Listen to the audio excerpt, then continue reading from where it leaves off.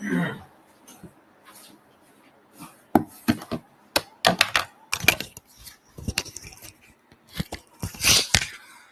बच्चा लोगों, good evening. क्या हाल चाल, कैसे हैं आप सभी लोग? एक बार कंफर्म करें, आवाज वगैरह एकदम परफेक्ट आ रही है? ठीक है, आवाज आ रही है एक बार परफेक्ट। आप सब जरा एक बार कमेंट करें, फिर स्टार्ट किया जाए आज की अपनी चर्चा। और आज काफी नई चीजें आप सीखेंगे। नीति आयोग की एक रिपोर्ट का जिक्र सबसे पहले करूंगा, और वह रिपोर्ट ये देख सकते हैं। सर्वोच्च न्यायालय ने राज्यों के उच्च प्रति व्यक्ति आय के दावों और गरीबी में रहने वाले लोगों के बीच विरोधाभास को रेखांकित किया। नहीं, सुप्रीम कोर्ट अपने एक डिसीजन में कुछ बात कह रहा है। Supreme court flags contradiction between states जो क्लेम करते हैं high per capita income, but वहां के लोग गरीबी में बड़ी संख्या में है। कि उच्च प्रति व्यक्ति आय हमारे राज्य की, लेकिन आपके राज्य में गरीबी इतनी ज्यादा क्यों है? तो आज हम पढ़ने जा रहे हैं इसी विषय पर, यानी इंक्लूसिव डेवलपमेंट, समावेशी विकास पर एक बेहतर टॉपिक। और नीति आयोग का एक इंडेक्स जिसके आधार पर सुप्रीम कोर्ट अपनी बात कहेगा। बहुत बढ़िया topic, GS paper 1, society poverty and development related issue. सीधा सीधा यह विषय गरीबी और विकासात्मक विषय के साथ जुड़ा हुआ।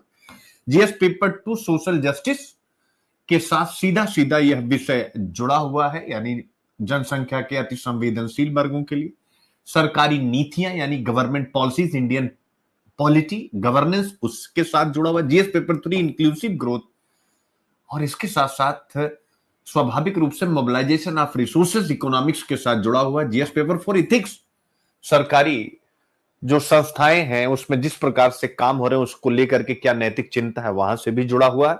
और ऐसे की दृष्टि से तो हम पढ़ेंगे ही पढ़ेंगे कि courage to accept and dedication to improve are two keys to success, यानी स्वीकारोक्ति का साहस और सुधार करने की निष्ठा सफलता के 2 मंत्र है।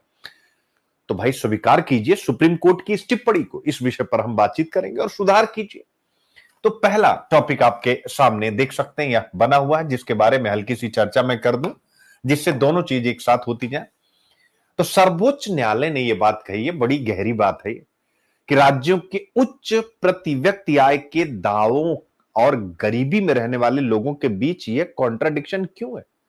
आप कहते हैं कि पर कैपिटा इनकम बहुत है, लेकिन आपके यहां गरीबों की आबादी बहुत ज्यादा है। ऐसा उसने किस बात को लेकर के किया है? नीति आयोग की रिपोर्ट को लेकर के किया है। सुप्रीम कोर्ट ने एक विरोधाभास को उजागर किया, जहां कुछ राज्य उच्च प्रति व्यक्ति आय और विकास का दावा करते हैं, जबकि उनकी लगभग 70% आबादी बीपीएल से नीचे है। यानी कुछ राज्य ऐसे हैं जो कहते हैं कि हमारे यहां हाई पर कैपिटा इनकम है और हम बहुत तेजी के साथ ग्रोथ कर रहे हैं, डेवलपमेंट कर रहे हैं, बट उनके यहां सबसे ज्यादा आबादी 100 में से 70 बीपीएल से नीचे है। तो कोर्ट ने सवाल किया कि क्या जो फूड सिक्योरिटी योजनाएं हैं वास्तव में गरीबों तक पहुंच रही हैं, या उन्हें राजनीतिक हथियार के रूप में इस्तेमाल किया जा रहा है? बहुत गहरा विषय सुप्रीम कोर्ट ने उठाया। इसी विषय को हम कई एंगल से देखने की कोशिश करेंगे अभी विस्तार से। फिर इसके बाद हम आएंगे दूसरे विषय पर, नागपुर में जो सांप्रदायिक हिंसा हुई है। नागपुर की सांप्रदायिक हिंसा को लेकर के आज मैं आप सबको जीएस पेपर 1 में पढ़ाने जा रहा हूं। सोसाइटी, अगर आपने सिलेबस देखा होगा तो एक यूनिट है कम्युनलिज्म या सांप्रदायिकता। तो सांप्रदायिकता क्या है, उसके पीछे के जिम्मेदार कारक क्या है, सांप्रदायिकता क्यों पनपती है, इसके कौन कौन से टाइप्स हैं, और अगर सांप्रदायिकता है तो भारतीय संविधान और कानून सांप्रदायिकता को लेकर के क्या कहता है, और उसके साथ साथ विस्तार से बातचीत होगी कि कैसे इसको रोका जाए। जीएस पेपर 1 सोसाइटी के साथ सीधा सीधा कनेक्ट है, और स्वाभाविक सोशियोलॉजी ऑप्शनल भी यहां पर एकदम से आपके बीच बैठ रहा है, और पहला पीएसआईआर ऑप्शनल के साथ सीधा सीधा बैठ रहा है।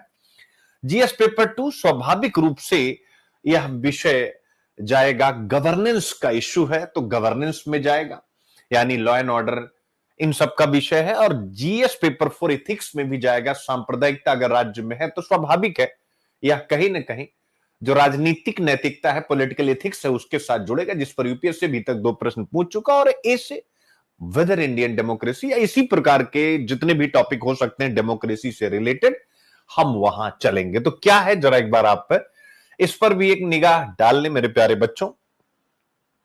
इस विषय पर भी नागपुर में शांति लौटी, पुलिस ने 84 लोगों को हिरासत में लिया, हिंसा पर और एफआईआर दर्ज की गई। मेरे प्यारे बच्चों, आप देख सकते हो, फिर यही चीज द हिंदू में यहां पर भी आया है, नागपुर राइट्स के ऊपर।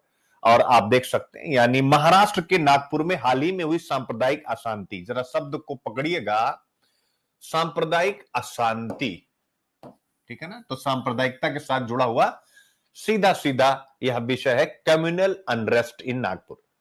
यह सामाजिक सद्भाव, गवर्नेंस और इतिहास के राजनीतिक उपयोग के बारे में गंभीर सवाल उठाती है। कथित तौर पर मुगल बादशाह औरंगजेब की कब्र को हटाने की मांग करने वाले विरोध प्रदर्शनों और धार्मिक प्रतीक के अपमान की अफवाहों से भड़की हिंसा के परिणाम स्वरूप कई गिरफ्तारियां, कर्फ्यू और पुलिस कार्रवाई हुई है, जबकि कानून प्रवर्तन तत्काल नतीजों को संबोधित कर रहा है, लेकिन गहरे सामाजिक, राजनीतिक, ऐतिहासिक और आर्थिक कारकों की विस्तृत जांच की आवश्यकता है कि भाई ये क्यों हुआ। तो सांप्रदायिकता, इस विषय पर हम एक गहरी चर्चा करेंगे और इसका ऐतिहासिक परिप्रेक्ष्य भी देखेंगे कि किस प्रकार से 1909 यानी 1909 के मार्टफोर्ड कानून ने भारत में, मार्ले मिंटो कानून ने किस प्रकार से भारत में सांप्रदायिकता की नींव रखी, और खासकर राजनीतिक सांप्रदायिकता की आजादी और उसके बाद की ये समस्याएं चलती चली आ रही हैं। तो मेरे प्यारे बच्चों, मजा आने वाला है, इस विषय को भी विस्तार से पढ़ेंगे। और फिर तीसरा टॉपिक आपके सामने जो चर्चा में होगा, वो तीसरा टॉपिक आप देख सकते हैं, आपके सामने है, ठीक है। ये 2 हो गए। अब इसके बाद अगला टॉपिक आपके सामने आता अल नीनो या ला नीना। कई बारी आपको बताया गया है, लेकिन आज अल नीनो ला नीना पर प्रीलिम्स के लिए कम से कम 5 से 7 क्वेश्चन मैंने स्वयं बनाए हैं, बहुत ही डीप जाकर के, जो इस साल 2025 वाले बच्चों की मदद करेगा। तो ला नीना अल नीनो को सरल भाषा में तो समझाएंगे, लेकिन उसके साथ पूरा टारगेट है प्रीलिम्स, याद रखिएगा। इस पर मैंने थोड़ा अलग ढंग से आज प्रश्न बनाने की कोशिश की, थोड़े टफ प्रश्न बनाने की कोशिश की है, और उम्मीद करता हूं आपको बहुत मजा आएगा। तो जीएस पेपर 1 ऑब्वियस है, ज्योग्राफी का विषय हो गया। जीएस पेपर 3 पर्यावरण का भी विषय हो गया, ग्लोबल वार्मिंग की क्या इंपैक्ट अल नीनो ला नीना पर पड़ रहे हैं, ये स्वाभाविक है, तीसरे पेपर का विषय है, यानी इन्वायरमेंट का, तो वहां के साथ भी जुड़ा हुआ है। फिर इसके बाद भारतीय न्याय व्यवस्था पर अत्याचार का साया, ये जीएस पेपर 2 पॉलिटी, यानी जो हिरासत वगैरह में, जो कस्टडी में मृत्यु हो रही है या जो भी अपराधी है उनको जो यातनाएं दी जा रही हैं, उसको लेकर के एक बड़ा अच्छा विषय लिखा गया है, जिसको हम मानवाधिकार और कई एंगल से देखेंगे, चूंकि इस पर वैश्विक संस्थाओं के द्वारा प्रश्न उठाया गया है, तो हम ये लेंगे। और जीएस पेपर 4 यानी स्वाभाविक है, पॉलिटिकल एथिक्स को लेकर के या प्रशासनिक नैतिकता को लेकर के इस विषय पर बातचीत करेंगे, और इसको एसे के साथ भी जोड़ेंगे। आप देख सकते हैं विस्तार से यह विषय यहां डिस्कस है। तो अल नीनो, भारत का मानसून एल नीनो और ला नीना से काफी प्रभावित है। जितने भी वैज्ञानिक प्रशांत महासागर में समुद्री सतह के तापमान पैटर्न का अध्ययन कर रहे हैं, आधार पर 25-26 के मानसून की भविष्यवाणी करने की कोशिश कर रहे हैं। हालांकि वर्तमान में जो समुद्री सतह का तापमान है वो असामान्य है, यानी जैसा सामान्य परिस्थिति में होता वैसा नहीं, और अप्रत्याशित है, जिससे पूर्वानुमान लगाने में भ्रम की स्थिति पैदा हो रही है, यानी मौसम का पूर्वानुमान ही नहीं लग पा रहा है। तो आप यह विषय आपसे डिस्कस करूंगा। फिर भारतीय न्याय व्यवस्था पर अत्याचार का, हाल ही में यूके और यूएस में 2 न्यायिक मामलों ने भारत में हिरासत में जो यातना दी जाती है उसके बारे में चिंताएं जताई हैं, यूके और यूएस में इसकी चर्चा हुई है। संजय भंडारी का मामला यूके के उच्च न्यायालय ने इसमें क्या बात कही, न्यायालय ने हिरासत में यातना के जोखिम का हवाला देते हुए भारत को उसके प्रत्यर्पण से इनकार कर दिया। भारत ने कहा था भाई इसको हमें सौंप दो, प्रत्यर्पित कर दो, लेकिन उन्होंने कहा कि हम नहीं देंगे, चूंकि आपके यहां पर यातना दी जाती है। दूसरा, तहव्वुर राणा का मामला, यूएस सर्वोच्च न्यायालय ने हमें सौंपने से इनकार कर दिया। प्रत्यर्पण के खिलाफ उसकी अपील में भी इसी तरह की चिंताओं का उल्लेख किया गया है। तो हिरासत में यातना यह विषय है और आज यूके और यूएस में इस पर डिस्कशन हुआ है, तो स्वाभाविक रूप से इसको हमें एक बार जानना चाहिए। एक मॉडल क्वेश्चन भी बना दिया है जिस पर आप अच्छी सी प्रैक्टिस कर लेंगे। सभी पर मॉडल क्वेश्चन आंसर है मेरे प्यारे बच्चों। तो ये हो गया। इसके बाद हम लोग वापस आए और फिर देखें यहां पर हिंदू में ड्रोन यानी अनमैन्ड एरियल व्हीकल और इसके क्या सिक्योरिटी कंसर्न है, इस विषय पर हम लोग बातचीत करने जा रहे हैं। तो GS paper 3 internal security, Bharat की सुरक्षा, और एसे और प्रीलिम्स के लिए इसको पढ़ेंगे। और किसी भी राष्ट्र के विकास एवं सुरक्षा में विज्ञान एवं प्रौद्योगिकी सर्वोपचार है, आपको पता है। तो यह टॉपिक उसके साथ सीधा सीधा कनेक्ट हो रहा है जो एसे आपसे पूछा गया था। और इतना ही नहीं, यह टॉपिक अंतरराष्ट्रीय संबंधों में मौन कारक के रूप में प्रौद्योगिकी के साथ भी सीधा सीधा जुड़ा हुआ है मेरे प्यारे बच्चों। अब इसके बाद अगला टॉपिक हिंदू का है, दोनों आगे अभी देखेंगे कि भाई लोगों को खुशी कितनी है, यानी खुशी, विभिन्न देशों में खुशी, जीडीपी के साथ हैप्पीनेस, खुशी। इसको मैंने 1000 से 1200 शब्द का पूरा एसे तैयार कर दिया फिलोसॉफिकल, कि खुशी क्या है और जीडीपी के साथ खुशी किसी भी देश के लिए क्यों महत्वपूर्ण है, जिस पर यूपीएससी ने एक बार प्रश्न पूछा है। लेकिन मैंने एकदम नया क्वेश्चन बनाया है इसे का 1200 शब्दों का, तो आपको बड़ा मजा आएगा उसको पढ़ करके। आगे बढ़ते हैं, यहां से आ जाओ भाई, ठीक है। तो सबसे पहले अनमैन्ड एरियल व्हीकल के जोखिमों पर बातचीत हुई है। ओकिनावा पर चीन के यूएवी घुसपैठ ने जापान की ओर से एक संतुलित प्रतिक्रिया को जन्म दिया, जो मानवयुक्त लड़ाकू जेट विमानों की प्रतिक्रिया के विपरीत था। ईरान द्वारा एक अमेरिकी ड्रोन को मार गिराने और रूस द्वारा एक MQ-9 रीपर यूएवी को मार गिराने से संघर्ष में कोई खास वृद्धि नहीं हुई। भारत का ध्यान सैन्य आधुनिकीकरण, सीमा निगरानी और खुफिया जानकारी जुटाने के लिए यूएवी पर है। यानी सिंपल मैं इसको समझा देता हूं कि आज अनमैन्ड एरियल व्हीकल, जिन्हें हम ड्रोन कह सकते हैं, वह किसी भी देश की सिक्योरिटी के लिए महत्वपूर्ण है। इसके साथ साथ एक कंसर्न भी है कि अगर अनमैन्ड एरियल व्हीकल आपकी सीमा में आता है, आपके ऊपर अटैक करता है, तो कैसे उसको रोका जाए। तो आज हम इसी अनमैन्ड एरियल व्हीकल के ऊपर जीएस पेपर 3 इंटरनल सिक्योरिटी की निगाह से विचार करेंगे और गहराई के साथ आपको क्वेश्चन आंसर भी करा देंगे, जिससे कि अनमैन्ड एरियल व्हीकल पर अब कोई भी प्रश्न आए मेंस में आप उसको कर सके। प्रीलिम्स का तो हम पढ़ते ही पढ़ते हैं, बताने की जरूरत ही नहीं है। यह विषय आपके सामने हो गया। फिर इसके बाद आते हैं, आपके सामने टॉपिक आता है फिजिकल प्रूडेंस, राजकोषीय विवेकशीलता। स्वाभाविक है, यानी फिजिकल कंसोलिडेशन आप पढ़ते हैं, एफआरबीएम एक्ट पढ़ते हैं, तो क्या यहां पर एक प्रश्न उठाया गया, क्या राजकोषीय विवेकशीलता ही अपने आप में एक लक्ष्य होना चाहिए? तो आपको अच्छे से पता है मैक्रो इकोनॉमिक स्टेबिलिटी इंडिकेटर, हम फिजिकल कंसोलिडेशन उसके ऊपर बातचीत करने जा रहे हैं, याद रखिएगा। ठीक है मेरे प्यारे बच्चों, नीति आयोग ने राज्यों के बीच सर्वोत्तम प्रथाओं को बढ़ावा देने के उद्देश्य से वित्तीय वर्ष 2023 के लिए राज्यों का राजकोषीय स्वास्थ्य सूचकांक 2025 तैयार किया है। बड़ा महत्वपूर्ण विषय है, इसको जरा ध्यान से देखिएगा। यानी नीति आयोग ने राज्यों के बीच सर्वोत्तम प्रथाओं को बढ़ावा देने के उद्देश्य से, इसको आप रट लीजिएगा प्रीलिम्स के लिए, फाइनेंशियल ईयर 23 का आंकड़ा दिया गया है। राज्यों का राजकोषीय स्वास्थ्य सूचकांक, यानी विभिन्न राज्यों का फिजिकल हेल्थ कैसा, जैसे हम बुखार वगैरह चेक करते हैं, वैसे इनका फिजिकल हेल्थ चेक किया जाएगा। भाई टैक्स कलेक्शन में इनकी कितनी, इनकी स्थिति क्या है, इनके ऊपर जीडीपी का कितना, इनकी जीडीपी पर कितना ऋण है, इस प्रकार की चीजें, इनके ऊपर कितना ब्याज है। यह आलेख राजकोषीय अनुशासन और विकास परिणामों के बीच अंतर संबंध की जांच करता है तथा इस बात पर प्रकाश डालता है कि दीर्घकालिक प्रगति के लिए संतुलित दृष्टिकोण कितना आवश्यक है। यानी केवल आप अपना राजकोषीय मैनेजमेंट ही केंद्रीय फोकस ना रखें, वो फोकस होना चाहिए, बट उसके साथ साथ विकास को भी वरीयता दी जानी चाहिए। इस विषय पर भी हम लोग बातचीत करेंगे। और अनिश्चित और प्रतिस्पर्धी दुनिया में खुशी की मायावी खोज, आपको मैंने बता ही दिया है। इसी विषय पर आज एक निबंध लिखवाऊंगा। Pursuit of happiness in an uncertain and competitive world, balancing between GDP and GDH, gross domestic happiness and gross domestic product, इनके बीच का रिलेशन।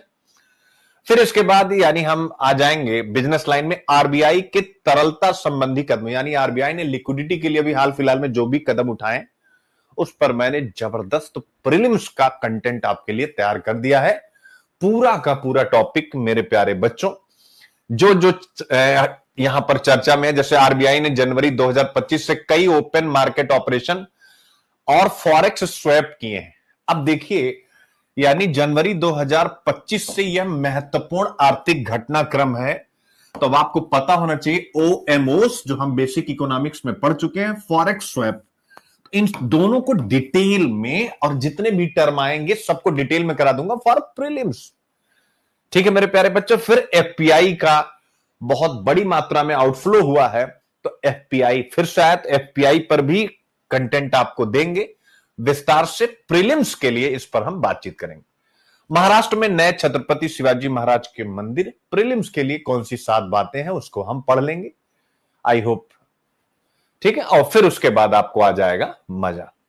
तो आज की आपकी क्लास पूरी तरीके से लोडेड है। चलिए, और उसके साथ साथ यानी प्रीलिम्स का तड़का में आज हम जा रहे हैं day 6, Ramsar convention on wetland, आर्द्र भूमि पर रामसर सम्मेलन।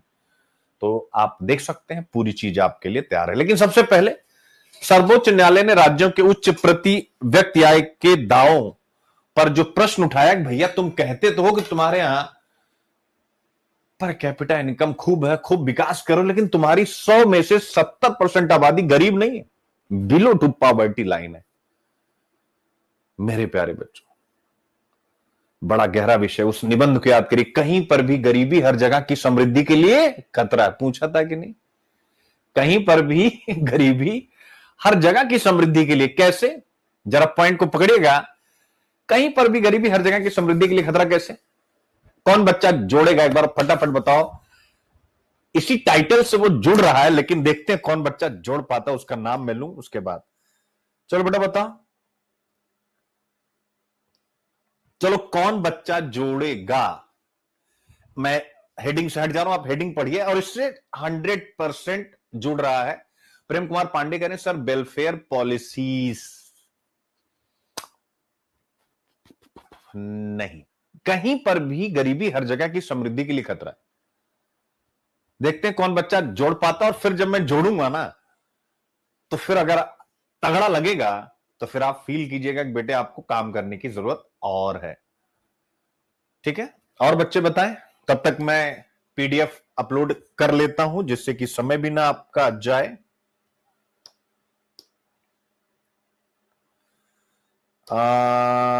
प्रीति,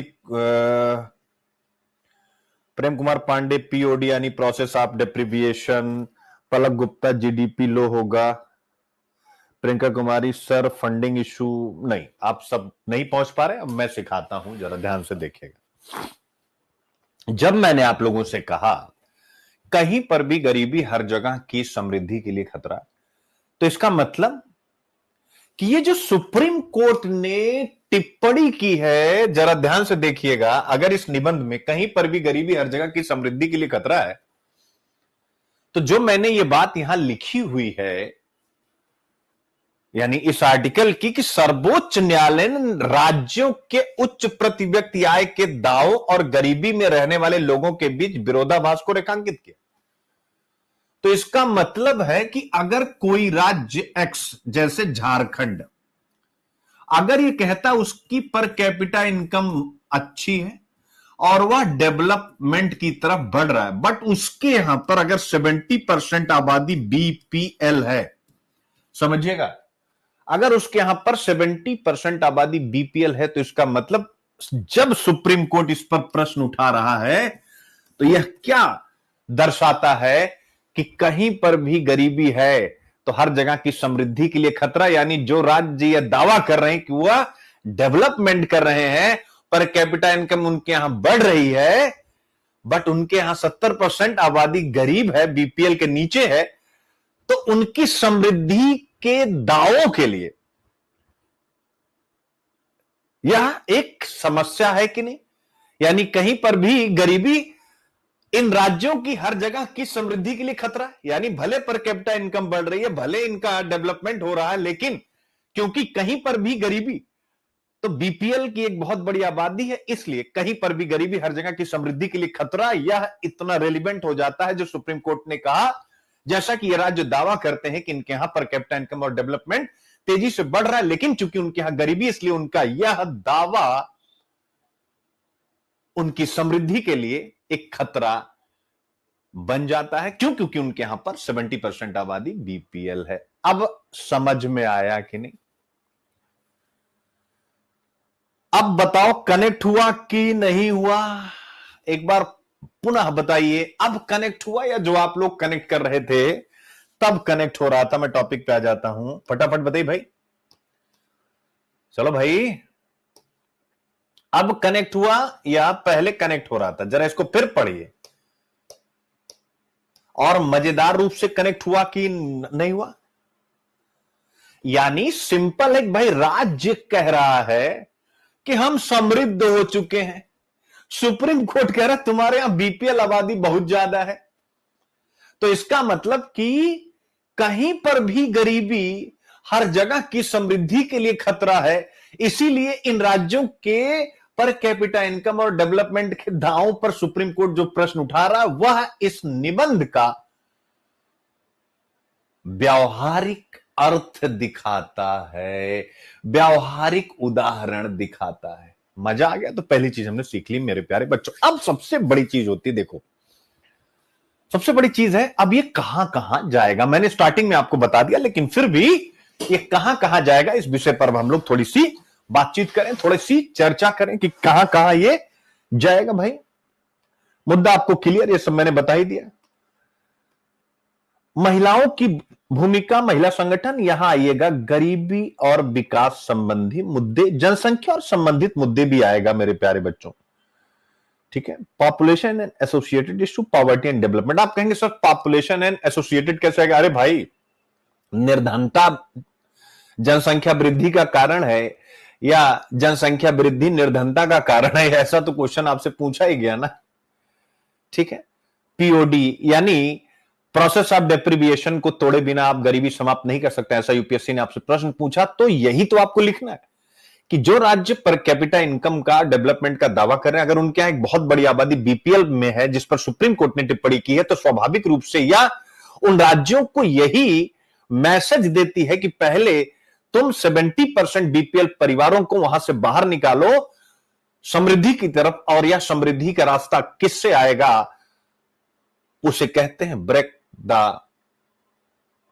पॉवर्टी साइकिल या प्रोसेस ऑफ डेप्रिविएशन, बीपीओडी। और उसके लिए क्या चाहिए? यानी प्रत्येक गरीब बच्चे को जो जन्म ले रहा है उसे बेहतर स्वास्थ्य सेवा, उसे बेहतर न्यूट्रिशन, उसे बेहतर एजुकेशन, उसे बेहतर स्किल, उसे बेहतर प्रोडक्टिविटी की ट्रेनिंग और उसे बेहतर रोजगार की आवश्यकता है। शिक्षा का मतलब केवल पढ़ाई वाली शिक्षा नहीं, डिग्री वाली नहीं, व्यावसायिक शिक्षा भी शामिल है, प्रोफेशनल स्किल सिखाना भी शामिल है। तभी जाकर के हम प्रोसेस ऑफ डेप्रिविएशन को रोक पाएंगे। सरकार इस दृष्टि से कई प्रयास भी कर रही। इस प्रकार से आप इस क्वेश्चन को, इस टॉपिक को अटेम्प्ट करेंगे, अन्यथा यह विरोधाभास या कॉन्ट्राडिक्शन जो सुप्रीम कोर्ट ने एक प्रश्न के रूप में उठाया है, यह लगातार बना रहेगा, जिसे हम स्वाभाविक रूप से देख भी रहे हैं। और यही एकमात्र रास्ता है। या सुप्रीम कोर्ट की ये जो टिप्पणी है मेरे प्यारे बच्चों, क्या यह इंट्रा और इंटर जनरेशनल इक्विटी नीतियों को बेहतर ढंग से इंप्लीमेंट करने और नए ढंग से बनाने की आवश्यकता को रेखांकित करती है कि नहीं? यह प्रश्न भी आपसे मैं पूछ रहा हूं। आप कहेंगे यस सर, 100% करती है। आई होप आप अच्छे से समझ गए। फिर इसके बाद आता है गरीबी और भुखमरी। देख लीजिए, सीधा सिलेबस का पार्ट, गरीबी और भुखमरी से संबंधित विषय। ठीक है, कनेक्ट हो रहा है कि नहीं हो रहा है?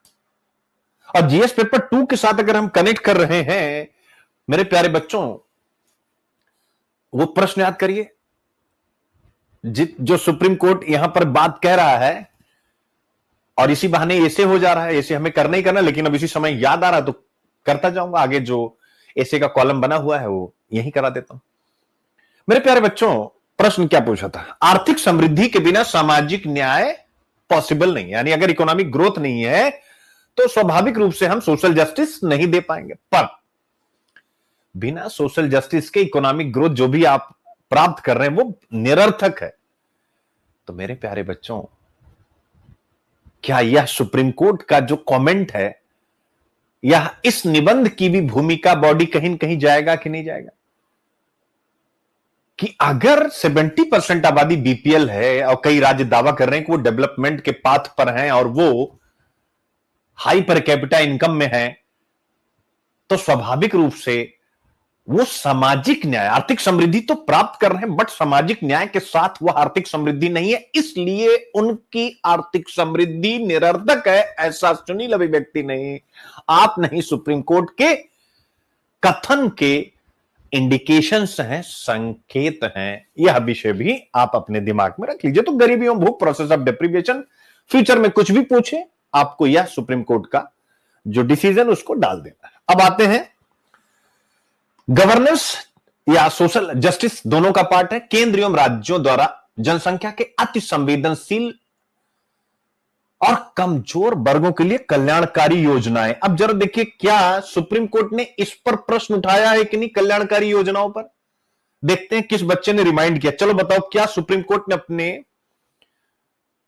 इस स्टेटमेंट में कल्याणकारी योजनाओं के इंप्लीमेंटेशन पर प्रश्न उठाया है कि नहीं? आप कहेंगे हाँ सर, उसने कहा भैया कि तुम्हारे जो राष्ट्रीय खाद्य सुरक्षा जो अधिनियम है या जो राष्ट्रीय खाद्य सुरक्षा या जो फूड सिक्योरिटी प्लान है, तो फूड सिक्योरिटी प्लान तुम्हारे केवल कागजी है क्या?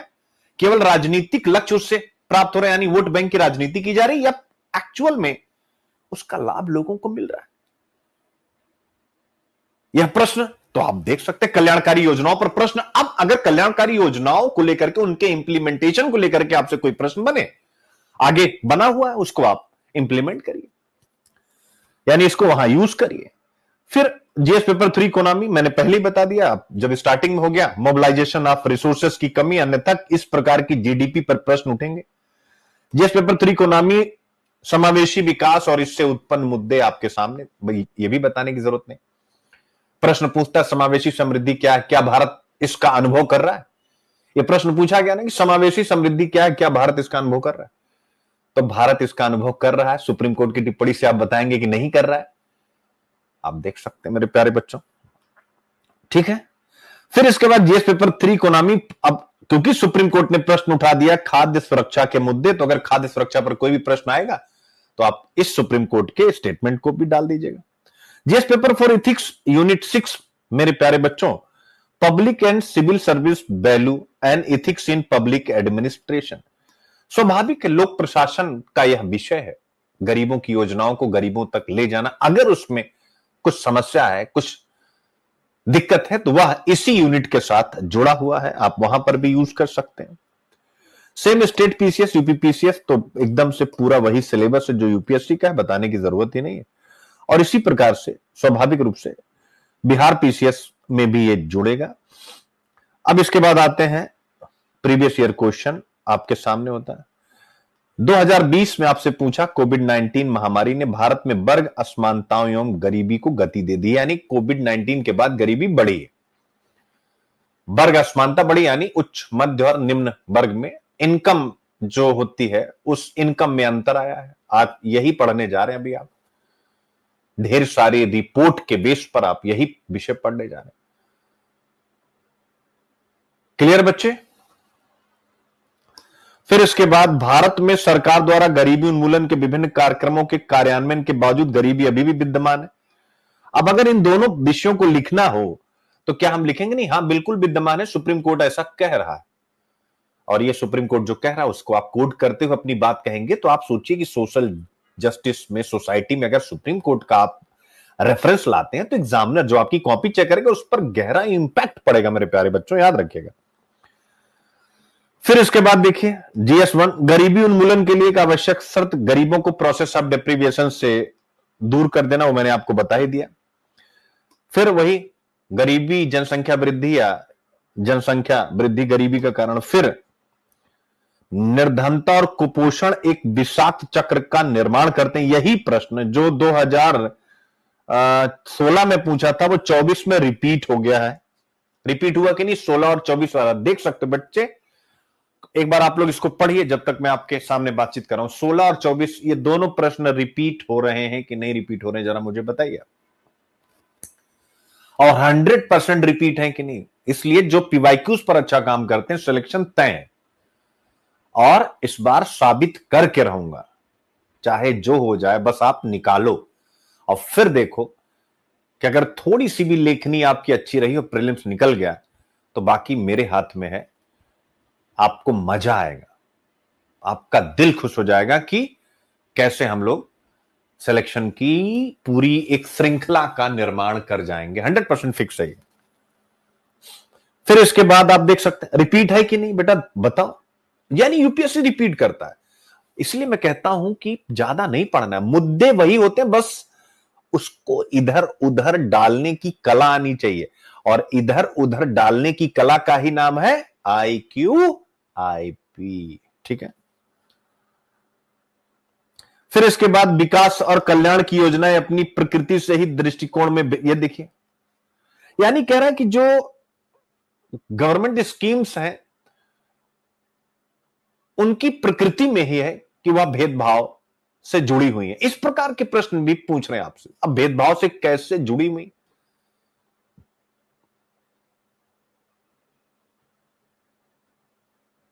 ठीक है, जिस पर हम बात करेंगे।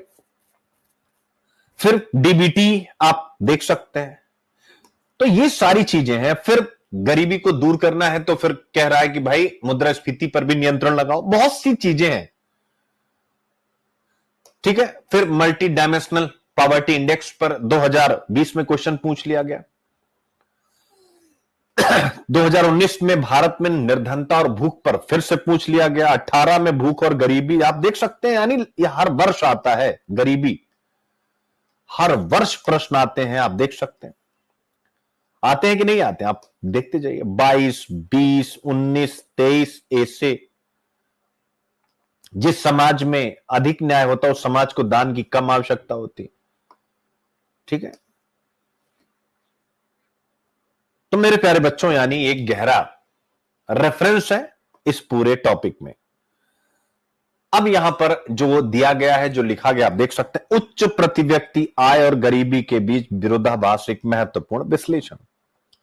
हाल ही में सुप्रीम कोर्ट ने उच्च प्रति व्यक्ति आय का दावा करने वाले राज्यों और गरीबी रेखा से नीचे रहने वाली बड़ी आबादी के बीच विरोधाभास के बारे में टिप्पणी की, जो आर्थिक असमानता, डेटा प्रतिनिधित्व में खामी और कल्याणकारी कार्यक्रमों की प्रभावशीलता के बड़े मुद्दों को सामने लाती है। 3 मुद्दे लेके आती है। यानी जब सुप्रीम कोर्ट टिप्पणी करता है, पहला कि भाई इकोनॉमिक इनइक्वालिटी है, दूसरा वो कहता है कि भाई कि डेटा को अच्छे ढंग से प्रेजेंट ही नहीं किया गया, यानी कि फेक डेटा दिखाया जा रहा है, और कल्याणकारी कार्यक्रम, अगर गरीबी इतनी है तो जो भी वेलफेयर स्कीम्स चल रही हैं स्वाभाविक उसमें कमियां है, नहीं तो उसका तो कुछ न कुछ पॉजिटिव इंपैक्ट होता। तो यह विषय यहां उठाया गया कि 3 बातें सुप्रीम कोर्ट के इस स्टेटमेंट से निकल करके आई हैं, और जीएस पेपर 2 पॉलिटी में भी इसको आप यूज कर सकते हैं। सुप्रीम कोर्ट का the role of Supreme Court in Indian democracy, तो आप इस प्रकार के स्टेटमेंट को आप एग्जाम्पल के रूप में कोट करिएगा। तो सबसे पहले हम आज समझेंगे कि विरोधाभास यानी ये कॉन्ट्राडिक्शन क्या है, कैसे है, विभिन्न रिपोर्ट्स के द्वारा। भारत में आर्थिक असमानता कैसे एक बढ़ती चिंता है, पीडीएस और खाद्य सुरक्षा को लेकर के क्या कंसर्न्स हैं, कानूनी और संवैधानिक परिप्रेक्ष्य क्या है इस विषय पर, यानी गरीबी पर, निर्धनता पर, वैश्विक तुलना और सर्वोत्तम अभ्यास, यानी हम क्या कर सकते हैं, विश्व से सीख करके हम क्या कर सकते हैं, और आगे की राह यानी पॉलिसी रिकमेंडेशन, नीतिगत सिफारिशें जो इनोवेटिव होंगी, जो मेरा आइडिया होगा, याद रखिएगा। तो सर्वोच्च न्यायालय की टिप्पणी का संदर्भ याद रखेगा। सर्वोच्च न्यायालय ने हाल ही में उन राज्यों पर टिप्पणी की है जो उच्च प्रति व्यक्ति आय और तीव्र आर्थिक विकास का दावा करते, जबकि उनकी 70% आबादी गरीबी रेखा से नीचे रहती। हालांकि अदालत ने सीधे तौर पर किसी राज्य का नाम नहीं लिया, ये आपको ध्यान रखना है। आर्थिक आंकड़ों का विश्लेषण करते हुए कुछ राज्य अपने उच्च जीडीपी विकास के बावजूद लगातार गरीबी के स्तर के आधार पर इस विवरण में फिट बैठ जाते हैं। अब संभावित राज्य ये मैंने अपनी तरफ से आपको दे दिया है कि कौन कौन से राज्य ऐसा हो सकते, क्योंकि उसने नाम तो लिया नहीं। ठीक है, तो Bihar and Jharkhand high GDP growth और हाई पॉवर्टी, यानी जीडीपी की ग्रोथ इनकी तगड़ी है लेकिन इनके यहां गरीबी जबरदस्त है मेरे प्यारे बच्चों। ठीक है, और ये नीति आयोग 2023 की रिपोर्ट भी कहती है कि भैया इनके यहां जीडीपी जबरदस्त बढ़ रही, बट नीति आयोग कहता है कि मल्टी डायमेंशनल पॉवर्टी रेट इनके यहां इतना है।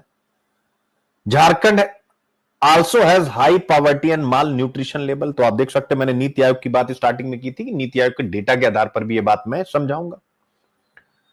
छत्तीसगढ़ एंड मध्य प्रदेश ये कहते हैं कि हम खूब औद्योगिकरण कर रहे, लेकिन इनके यहां गरीबी है, यानी इनके पास रिच मिनरल रिसोर्स है, औद्योगिकरण यहां हो रहा है, बट गरीबी लगातार बनी है।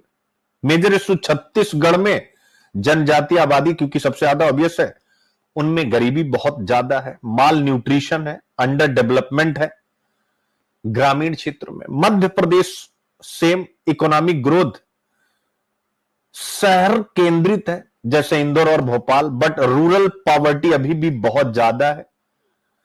उत्तर प्रदेश राजस्थान अर्बन ग्रोथ अच्छी है, बट रूरल इनइक्वालिटी है। उदाहरण भी दिया गया है जैसे नोएडा, लखनऊ, जयपुर, यहां पर मतलब वही कि शहरों में समृद्धि बढ़ रही है और ग्रामीण क्षेत्र में समृद्धि घट रही है। यूपी राजस्थान दोनों आपको बता दिया गया। फिर महाराष्ट्र एंड गुजरात आप देख सकते हैं, इंडस्ट्रियल हब है लेकिन एक्सट्रीम इनइक्वालिटी है, यानी पॉवर्टी यहां भी स्लम्स और माइग्रेंट वर्कर्स में है। आप देख सकते हैं जैसे मुंबई का धारावी स्लम, गुजरात का इंडस्ट्रियल बेल्ट जहां पर हाई इकोनॉमिक ग्रोथ है, लेकिन जो माइग्रेंट लेबर वहां जाकर के काम कर रहे हैं उनको एक्सट्रीम गरीबी का सामना करना पड़ता है। तो वही यहां पर कहा गया है कि the supreme court did not name any state directly, but its comment applies to states where high economic growth and industrialization exist, but a significant portion of the population remains in poverty। यानी वो किसी राज्य का नाम नहीं ले रहा, लेकिन वो कह रहा है कि कुछ राज्य जो कहते हैं कि उनके आर्थिक विकास है, पर कैपिटा इनकम अच्छी है, बिहार झारखंड के एग्जाम्पल सबसे बड़ा आपके सामने आया, वहां पर समस्या ये। ठीक है बच्चों, अब शायद पूरा टॉपिक आपको खुल गया होगा, एक बार मुझे बताएं, सभी बच्चे बताएं टॉपिक एकदम से खुल गया। और ये सब डेटा जब आप लिखेंगे ना तो मजा आ जाएगा। तो ये मैंने समझा दिया अपनी तरफ से कंटेंट इंटरवीन करके, भाई सुप्रीम कोर्ट ने जब किसी का नाम नहीं लिया तो हम क्या नाम एज्यूम कर सकते हैं, तो कुछ नाम आपके सामने आए। अब दूसरी चीज होती कि आइए भैया समझे इस विरोधाभास को। क्या पर कैपिटा इनकम एक मिसलीडिंग इंडिकेटर है, एक भ्रामक संकेतक है? तो सबसे पहले प्रति व्यक्ति आय नए बच्चों के लिए गणना किस प्रकार की जाती है? पीसीआई बराबर राज्य की कुल आय ऑब्लिक राज्य की कुल जनसंख्या, यानी आय को जनसंख्या से डिवाइड किया जाएगा, जो आ जाएगा वो पर कैपिटा इनकम होगा। तो यहां बड़ा एक महत्वपूर्ण विषय उठाया गया है मेरे प्यारे बच्चों की अगर आपकी प्रति व्यक्ति आय ज्यादा है तो इसका मतलब ये नहीं है कि वह प्रति व्यक्ति आय होल स्टेट में रहने वाले लोगों की है, यानी आय का वितरण उचित है, इसका निर्धारण पर कैपिटा इनकम से नहीं हो पाता। ये प्रीलिम्स के लिए भी याद रखिएगा, ठीक है। यानी जिसको मैं अक्सर कहता हूं, यूपीएससी ने एक ऐसे भी पूछा, वितरण न्याय के बिना, डिस्ट्रीब्यूटिव जस्टिस के बिना आर्थिक प्रगति अवश्य हिंसा को जन्म देगी। तो आप देख सकते हैं मेरे प्यारे बच्चों, वितरण न्याय की बात यहां पर भी आई है। कुछ अति धनी व्यक्तियों की उपस्थिति औसत को काफी हद तक बढ़ा सकती है, आप समझ सकते हैं। तो ये पर कैपिटा इनकम पर एक प्रश्न मैंने उठा दिया है, ये भी आपको ध्यान में रखना। भारत में गरीबी वास्तविकता की जांच, तो ये सब आप पढ़ ही चुके हैं। नीति आयोग का राष्ट्रीय बहुआयामी गरीबी सूचकांक मल्टी डायमेंशनल पॉवर्टी इंडेक्स 2023 के अनुसार 15% आबादी तो बहुआयामी रूप से गरीब है, आप देख सकते हैं, ठीक है। तेंदुलकर समिति, रंगराजन समिति, यानी सभी को अगर आप देखें तो सबके अलग अलग आंकड़े हैं गरीबी के, लेकिन गरीबी है। तो यहां पर कुछ उनके डेटा पर भी प्रश्न उठाया गया, बट उसको आप इग्नोर करिएगा। भारत में अब अगला विषय यानी चिंता में चर्चा में आता, भारत में आर्थिक असमानता एक बढ़ती चिंता। ये आप पढ़ ही चुके हैं। धन का बढ़ता अंतर, ऑक्सफैम की असमानता रिपोर्ट 2023 के अनुसार भारत की शीर्ष 1% आबादी के पास कुल संपत्ति का 40% हिस्सा है, जबकि निचले 50% के पास केवल 30% हिस्सा है। सर्वोच्च न्यायालय की यह टिप्पणी थॉमस पिकेटी जैसे अर्थशास्त्रियों द्वारा उठाई गई चिंताओं के अनुरूप है, जो तर्क देते हैं कि पूंजी संचय से अमीरों को अनुपातहीन रूप से लाभ होता है। ठीक है। क्षेत्रीय असमानताएं, बिहार, झारखंड, उत्तर प्रदेश ऐसे राज्यों में प्रति व्यक्ति आय में वृद्धि के बावजूद बीपीएल जनसंख्या अधिक है। इसी पर सुप्रीम कोर्ट ने टिप्पणी की। दूसरी ओर बेहतर डिस्ट्रीब्यूटिव पॉलिसी के कारण केरल और तमिलनाडु जैसे राज्यों में बीपीएल आबादी अपेक्षाकृत कम है। यानी स्कीम्स को कैसे हम ग्रास रूट लेवल तक ले जाएं, मेरे प्यारे बच्चों, यह बड़ा अच्छा मुद्दा है। और दक्षिण भारत का एग्जांपल दे करके आप कभी भी जो रीजनल डिस्पैरिटी, मान लीजिए जीएस पेपर 1 में आपसे एक प्रश्न है ना, एक सिलेबस है रीजनलिज्म, क्षेत्रवाद, याद आया, प्रादेशिकता सिलेबस में लिखा हुआ। तो रीजनलिज्म को दूर, भाई रीजनलिज्म के ढेर सारे कारण में एक होता है इकोनॉमिक डिस्पैरिटी, आर्थिक विषमता, और रीजनल डेवलपमेंट इंबैलेंस, क्षेत्रीय विकास असंतुलन की। कुछ क्षेत्र तो बहुत विकसित हो जाते हैं, बट अन्य क्षेत्र विकसित नहीं हो पाते। जो क्षेत्र विकसित नहीं हो पाते, जैसे सौराष्ट्र, विदर्भा, तेलंगाना, फिर वो मांग करते हैं अलग राज्य की। तो आप लिखिएगा कि इस प्रकार की स्थिति को नियंत्रित करने के लिए हमें डिस्ट्रीब्यूटिव जस्टिस पर काम करना होगा और गवर्नमेंट पॉलिसीज में डिस्ट्रीब्यूशन सिस्टम को बेहतर करना होगा, जैसा साउथ इंडियन स्टेट्स ने किया। और इसके माध्यम से हम रीजनल इंबैलेंस को भी कम करेंगे और उसके साथ साथ पॉवर्टी एंड हंगर को भी कंट्रोल करेंगे और उसके साथ सस्टेनेबल डेवलपमेंट गोल 1 और 2 को भी अचीव करेंगे। फिर आता है तीसरा मुद्दा, सार्वजनिक वितरण प्रणाली और खाद्य सुरक्षा। अब इस पर भी प्रश्न उठा कि भाई जो पीडीएस है उसमें लीकेज भी है, भ्रष्टाचार है, क्योंकि शांता कुमार समिति 2015 में पीडीएस की समीक्षा के लिए बनी थी। उसने कहा कि हां भ्रष्टाचार है, यानी गरीबों के लिए 100 में से 46% हिस्सा पहुंचे नहीं पाता, करप्शन की भेंट चढ़ जाता। राष्ट्रीय खाद्य सुरक्षा अधिनियम 2013,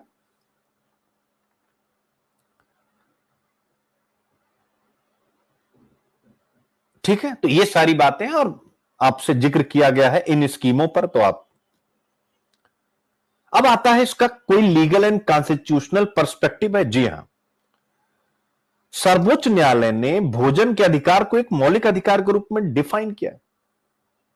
सर्वोच्च न्यायालय ने कई निर्णयों जैसे पीयूसीएल बनाम भारत संघ 2001 में पुनः पुष्टि की कि भोजन का अधिकार अनुच्छेद 21 के अंतर्गत आता है। आर्टिकल 1939 ए के तहत राज्य के नीति निदेशक सिद्धांत राज्य को सभी नागरिकों के लिए आजीविका के पर्याप्त साधन सुनिश्चित करने का निर्देश देते हैं। ठीक है बेटा, तो ये सारी चीजें आपने सुप्रीम कोर्ट का भी रेफरेंस ले लिया। वैश्विक तुलना और सर्वोत्तम अभ्यास यानी विश्व के विभिन्न, ब्राजील का बोल्सा फैमिलिया नगद हस्तांतरण कार्यक्रम है, जिसमें गरीब परिवारों को सीधे वित्तीय सहायता मिलती है, बशर्ते वो यह कमिटमेंट करें और कि वह अपनी यह जो नगद सहायता मिल रही है वो अपने बच्चों की शिक्षा पर खर्च करेंगे, एजुकेशन पर खर्च करेंगे। चीन का टारगेटेड पॉवर्टी एलिवेशन मॉडल आप देख सकते हैं। चीन ने केवल खाद्य सब्सिडी के बजाय ग्रामीण औद्योगिकरण और रोजगार से जुड़े कल्याण पर ध्यान केंद्रित करके इतने से अधिक लोगों को गरीबी से बाहर निकाला, वो भी वर्ल्ड बैंक के आंकड़ों के अनुसार। रूरल इंडस्ट्रियलाइजेशन, लेकिन हमारे यहां तो इंडस्ट्रियलाइजेशन पर कोई पॉलिसी नहीं और एकदम से मीडिया अजीब सा हो गया यार। कभी कभी ऐसा लगता है कि खैर स्वाभाविक रूप से चीजें कभी कभी बड़ी चिंतनीय लगती हैं कि इंडियन मीडिया में हो क्या रहा है। मैं नहीं कहता हूं कि आप सत्ता पक्ष की आलोचना करिए, कौन कह रहा है, लेकिन सत्ता पक्ष की आलोचना ना करते हुए भी हम देश के सामने जो मुद्दे हैं उसको तो डिस्कस कर ही सकते हैं। जिससे देखो डिस्कशन से नए नए विचार आते हैं। जब मैं IQ वाईपी कराता हूं, यहां वहां से जोड़ता हूं, तो आपके दिमाग में कितने नए विचार आते हैं। अब अगर ये आर्टिकल मैं ना पढ़ाता, आप अपने मन से इस न्यूज को पढ़ते, यार सुप्रीम कोर्ट ने कहा, तो क्या आप कहीं पर भी गरीबी हर जगह की समृद्धि के लिए खतरा, उस निबंध तक पहुंच पाते? नहीं पहुंच पाते। तो मैं नहीं कह रहा हूं मैं ज्ञानी हूं, मैं कह रहा हूं कि जैसे डिस्कशन अच्छा होता है तो नई जनरेशन उससे बहुत कुछ सीखती है। हम लोग भी भाई, हमारे लिए इनपुट क्या है, तो चलिए भला हो कि आर्टिफिशियल इंटेलिजेंस आ रहा है, मतलब आ चुका है और इतना एडवांस लेवल पर आ गया है। मैं स्किल्ड हूं तो मुझे मजा आ रहा है इस समय कंटेंट बनाने में, पढ़ने में, हर चीज में। लेकिन अगर एक अच्छी डिबेट भी सुनने को मिले तो कितना मजा है। अभी या तो सत्ता पक्ष वाले हैं या तो विपक्ष वाले, बीच का कोई मीडिया रह ही नहीं गया जिसको आप सुनो तो आपको आत्मीय लगे कि हाँ यार, नेशनल इश्यूज पर बातचीत हो रही। सारी बातचीत फिल्म अभिनेत्रियों पर, सारी बातचीत फिल्मों पर, सारी बातचीत फिल्म अभिनेताओं पर। और जब से पॉडकास्ट आया है तब से तो ये सिस्टम और भी कोलैप्स हो गया। याद रखिएगा, ये जो मैं बोल रहा हूं इस पर ऐसे आएगा जैसे आपसे पूछा था ना, बायस्ड मीडिया, सोशल मीडिया अंतर्निहित रूप से सेल्फिश मीडियम है, आया था। मैं नहीं बोल रहा हूं इनहेरेंटली वो सेल्फिश मीडियम है, ऐसा यूपीएससी ने पूछा आपसे। तो जब से ये सोशल मीडिया और इस प्रकार की चीजें आई हैं, आप देख सकते हैं पॉडकास्ट का जो सिस्टम है उसमें क्या ही चल रहा है। कई चीजें उसमें ठीक है, लेकिन 1 मिनट के वायरल वीडियोस, उससे आप क्या किसी से प्रभावित हो सकते हैं, लेकिन उससे हम नई पीढ़ी को एक बेहतर नॉलेज नहीं, हम इंफॉर्म कर सकते हैं। यानी उससे आपको एक इंफॉर्मेशन मिल जाएगी, अच्छा ऐसा भी होता है, लेकिन आप उसके द्वारा इन डेप्थ नॉलेज नहीं दे पाएंगे। इस देश में विज्ञान पर, जिस देश का विज्ञान इतना पिछड़ा हुआ हो, उस देश में विज्ञान पर ज्यादा बहस होनी चाहिए in compare to religion, in compare to dharma. ये मैं कोई आवेश में नहीं कह रहा हूं, आपको लिखना है अपने आंसर में जब इंडियन डेमोक्रेसी, मीडिया इन सब पर लिखेंगे। क्या मैं सही कह रहा हूं कि नहीं? जिस देश में विज्ञान इतना पीछे है और विज्ञान ही विकास का आधार है, हम फाउंडेशनल वैल्यू के रूप में आपको पढ़ाते हैं कि इकोनॉमिक्स में फैक्टर ऑफ प्रोडक्शन को ताकत देने वाला काम टेक्नोलॉजी के द्वारा होता है। जिस देश के पास टेक्नोलॉजी है, अगर उसके पास रिसोर्स नहीं, उसके बाद भी उसने रॉ मटेरियल बाहर से मंगा करके उसको इतना बेहतर प्रोसेस किया, वह विश्व का विकसित देश बना। तो हमारे देश में धर्म से ज्यादा चर्चा विज्ञान की होनी चाहिए। धर्म की हो उससे कोई इनकार नहीं है, लेकिन विज्ञान की भी हो, ऐसा सुनिश्चित किया जाना चाहिए। ये आप जरूर लिखिएगा अपने निबंध में, ठीक है? अब आगे बढ़ते, कोई बात नहीं बेटा, अब तुम लोग खूब मेहनत करो, अपन रिजल्ट करेंगे, चीजें बदलेंगी। ऐसा नहीं इतना मारो 100 में से 25, भाई साहब अगले दिन देखिए कहानी पलट जाएगी, ठीक है? भारत के लिए सबक क्या है भैया, कि भाई जो पीडीएस में लीकेज है, आप उस लीकेज के कारण कैश सीधा अकाउंट में दे दो। ये मेरी तरफ से भी सुझाव, ऐसा नहीं कि ब्राजील कर रहा था, बिल्कुल, क्योंकि जब करप्शन है तो सीधे खाते में पैसा दे दो, उनसे एक प्रतिज्ञा पत्र हस्ताक्षर कराओ कि इस पैसे को आप अपने बच्चों की पढ़ाई पे खर्च करें, ठीक है? तो ये सारी बातें हैं जो आप देख सकते हैं। आगे की राह, नीतिगत सिफारिशें क्या होनी चाहिए मेरे प्यारे बच्चों?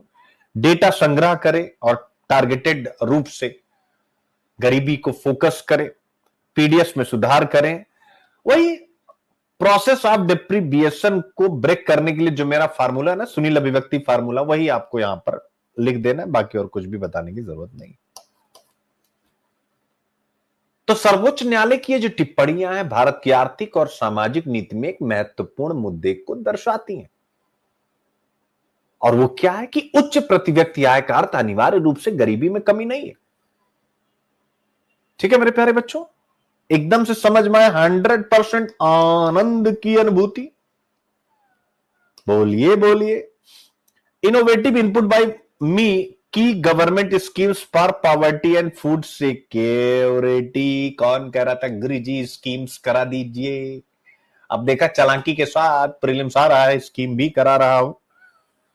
तो मगनरेगा, उसको मनरेगा मगनरेगा से लेकर के आगे जितनी भी स्कीम है डेट वाइज आपके सामने, वो भी पैटर्न योजना, लॉन्च का वर्ष, मंत्रालय, विभाग, उद्देश्य, प्रमुख विशेषताएं, लक्षित लाभार्थी, चुनौतियां और मुद्दे, सारी स्कीमों की चुनौती और मुद्दे एक साथ। अब आप मुझे बताइए मेरे प्यारे बच्चों, जनसंख्या के अति संवेदनशील वर्गों के लिए जितनी भी कल्याणकारी योजनाएं हैं, अब आप इसको याद करेंगे तो क्या 200-250 शब्दों का आंसर नहीं लिख पाएंगे? चूंकि मैंने कौन सा ऐसा मुद्दा छोड़ा है, चुनौतियां और मुद्दे बता दिए, समाधान आपको पता है। ठीक है, अब इसके बाद आता है despite high economic growth wide spread poverty persist in India. उच्च आर्थिक वृद्धि के बावजूद भारत में व्यापक गरीबी बनी हुई है। Discuss the role of governance in ensuring equitable distribution of resources. संसाधनों के समान वितरण को सुनिश्चित करने में शासन की भूमिका पर चर्चा करें। गुड्डू कह रहे एम्प्लॉयमेंट लिंक वेलफेयर क्या होता है, मैं बताता हूं। एम्प्लॉयमेंट लिंक का मतलब बेटा बहुत आसान था, आपको अपना दिमाग लगाना चाहिए था। जैसे मान लीजिए कि हम ये कह रहा है कि फैक्ट्री लगाइए गांव में, जैसे फूड प्रोसेसिंग इंडस्ट्री शहरों में होती है, उसको आप गांव में डेवलप करिए, एग्रीकल्चर बेस्ड होती है। इसी को बोलते हैं मेरे प्यारे बच्चों एम्प्लॉयमेंट लिंक्ड वेलफेयर। और इसके लिए सरकार ढेर सारी स्कीम्स घोषित करे कि भाई आप रोजगार दो। आप रोजगार दोगे तो अगर उस व्यक्ति की सैलरी 100 रुपया है तो 50 रुपया सरकार देगी, 50 रुपया वो जो एम्प्लॉयर है अपने एम्प्लॉय को देगा। तो उसको भी सहूलियत होगी कि सरकार की तरफ से उसके पास एक फंड आ जा रहा है, उसके ऊपर बर्डन नहीं पड़ रहा और उसका काम भी हो रहा है, उसको लेबर भी मिल रहे। ठीक है बेटा, हाँ, पीएम इंटर्नशिप योजना बिल्कुल कह सकते हैं। तो अब introduction, the paradox of economic growth and poverty, role of governance and necessary reforms, मैंने सब बता ही दिया है, बताने की जरूरत नहीं है। Case study Kerala model versus Bihar का चैलेंज। तो परिचय क्या है, भारत दुनिया की सबसे तेजी से बढ़ती अर्थव्यवस्थाओं में से, कि फिर भी गरीबी एक बड़ी चुनौती बनी हुई। बताने की जरूरत है बेटा, कॉन्सेप्ट क्लियर है? तो इस प्रश्न को पहले मत पढ़िएगा, इसलिए मैं पढ़ता नहीं हूं, पहले खुद लिखने की कोशिश कीजिएगा 26 और 27 वाले, तो कम से कम लिखने की कोशिश कीजिएगा और फिर आंसर से चेक करिएगा कितना आपने लिखा कितना नहीं लिखा। तो इससे आपको ज्यादा फायदा होगा बनिस्बत की सुनील अभिव्यक्ति मेहनत करें, आपको मेहनत करें। अच्छा, एक बात मुझे याद आ गई, आप सब लोग जितने भी बच्चे, आप लोग चाहते हैं ना IQ-IP का ग्रुप बन जाए? आप लोग चाह रहे हैं ना कि IQ-IP में चूंकि बच्चे ग्रुप बना दूं? एक बार मुझे बताओ सब लोग कि भाई एक व्हाट्सएप ग्रुप नहीं, टेलीग्राम ग्रुप, क्योंकि टेलीग्राम में क्या होता है कोई भी कंटेंट आप कभी भी एक्सेस कर सकते हैं। व्हाट्सएप में क्या होता है जो नए बच्चा है पीछे वाला वो एक्सेस नहीं कर पाते। यानी सबकी दिल से इच्छा। अब मैं कुछ प्रश्न उठाता हूं, अब बताइए कि मान लीजिए मैंने ग्रुप बना लिया अभी तुरंत, अब आपसे कुछ प्रश्न इस पर सोचिएगा, अभी मैं कुछ बना नहीं रहा हूं ग्रुप। पहला प्रश्न, पहला क्वेश्चन ये है कि जैसे बच्चों ने मंथली लिया उनका क्या करूं मैं? एक मंथ के बाद उन्होंने कंटिन्यू किया नहीं किया, एक महीने के बाद छोड़ दिया। तो पहला प्रश्न ये है, आप मुझे बताइए कि अगर एक महीना उन्होंने किया उसके बाद फिर वो चले गए, ग्रुप से कैसे उन्हें कौन हटाएगा? उसके लिए कितनी बड़ी टीम चाहिए? ये कैसे होगा? जिसने 3 महीने लिया, जिसने 6 महीने लिया, हमें कैसे पता चलेगा? चूंकि इतनी संख्या में बच्चे आ रहे हैं तो कैसे पता चलेगा? आप स्वयं मुझे बताएं, अगर आप मेरी जगह होते तो क्या करते? बताइए, समस्या आएगी कि नहीं आएगी? 1 महीना, 3 महीना, 6 महीना, बोलिए, समस्या आएगी कि नहीं आएगी?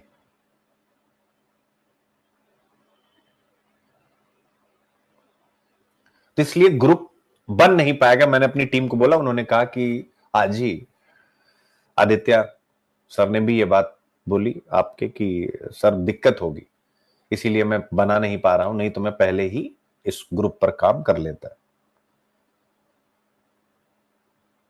तो ये एक बहुत बड़ा इश्यू है। तो आप कोशिश कीजिए 1 ईयर वाले में आइए, जिससे हमें ग्रुप बनाने में समस्या ना हो। क्या यह सुझाव आपको कुछ ठीक लग रहा है?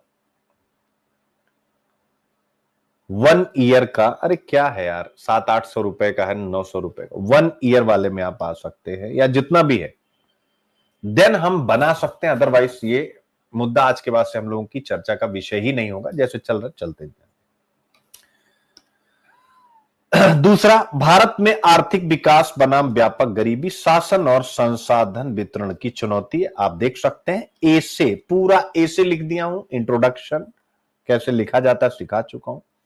सेवरल की concern emerge from this paradox, यानी आप देख सकते हैं निबंध लेखन कितना बढ़िया कि सबसे पहले पैराग्राफ में, फिर पॉइंट्स में सारे प्रश्न जो उठाता हूं वो सारे प्रश्न उठा दिए गए हैं, और फिर उसके बाद बता दिया गया कि इन सब विषयों पर हम कैसे हर एक चीज को आगे बढ़ाएंगे। पहला क्वेश्चन उठाया गया, why is economic growth not reducing poverty. दूसरा, rural poverty versus urban prosperity, governance challenge, एक एक विषय। तीसरा, employment versus jobless growth.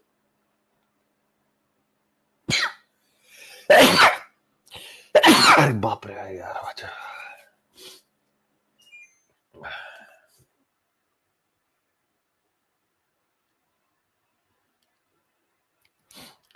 Employment versus jobless growth, यानी why is employment not growing, possible solution, यानी हम कैसे करें। बहुत बढ़िया, आपको निबंध लिखने की कला सीख पाएंगे, हर एक जगह एग्जाम्पल, प्रॉब्लम का सोल्यूशन, केस स्टडी, बिहार का पीडीएस क्राइसिस आप देख सकते हैं।